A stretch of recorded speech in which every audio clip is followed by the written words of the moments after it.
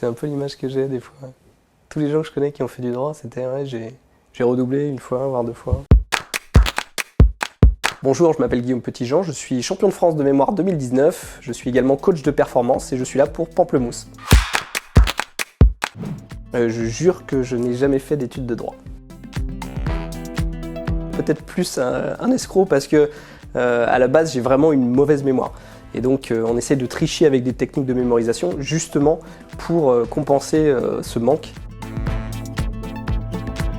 Je n'ai pas une mémoire exceptionnelle, au contraire, moi j'ai toujours cru que j'avais une mémoire assez mauvaise, voire médiocre. Je me suis aperçu que n'importe qui pouvait développer une mémoire exceptionnelle, ou en tout cas c'est vraiment une histoire d'entraînement. Ça peut vraiment changer la vie de plein de personnes. Moi d'ailleurs j'ai un ami qui s'appelle Pierre, qui est étudiant en droit, et je sais que ça a sauvé sa première, voire sa deuxième année de droit, où il a résumé et mémorisé tous ses cours de droit uniquement avec des cartes mentales.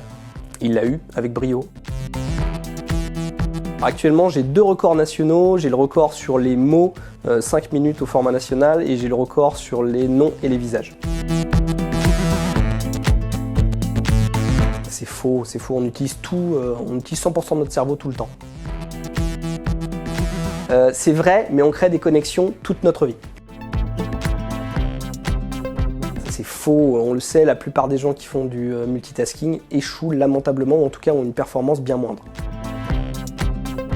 Non, c'est pas vrai, il y a des gens qui ont une mémoire entraînée et d'autres qui ont une mémoire qui n'est pas entraînée. Comme un muscle, on peut l'entraîner et on peut l'optimiser, et en tout cas on peut vraiment mieux l'utiliser. C'est comme une Ferrari qui roule à 50 à l'heure, on peut aller beaucoup plus vite. Pas du tout, il n'y a pas de limite. Vous avez une capacité de mémorisation qui est extraordinaire et tout le monde l'a. C'est pas un problème de capacité. Enfin, peut-être que je ferme les yeux. Ça ira peut-être plus vite, quoi. Je me mets tout nu aussi. Alors, ça va être d'abord l'arrêt Lafitte de 1822 sur la théorie du mobile politique. Ensuite, on va avoir en 1875 l'arrêt du prince Napoléon sur donc, la fin de la théorie de l'acte de haute politique.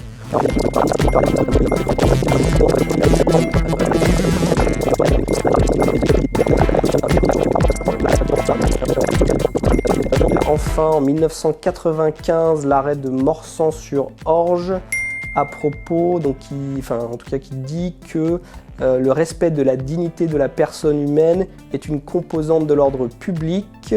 Et donc le Conseil d'État l'a élevé au rang des principes généraux du droit, et de fait, le lancer de nains est interdit. The Wolf of Wall Street.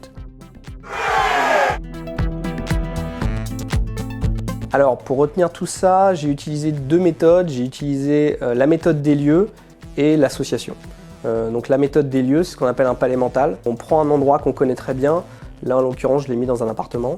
Et c'est un chemin où je fais, dans chaque pièce, j'ai une petite image avec une petite association.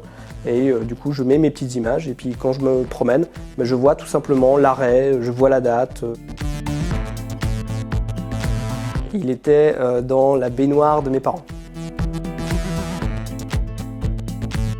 Lafage, il était sur la table du salon et il était en train de patiner. Et Casanova était dans les toilettes. Ça te fait marrer, ça. La deuxième méthode, ça va être le système Major pour les dates et pour les chiffres. On a une table de rappel pour chaque nombre à 2 chiffres ou à 3 chiffres. Je vais avoir une image qui correspond à ce nombre ou à ce chiffre. Alors avec Casanova, c'était la peste. Parce que pour moi, dans mon système, 901, c'est la peste. Et pour Casanova, c'était facile, c'était l'image d'un dragueur.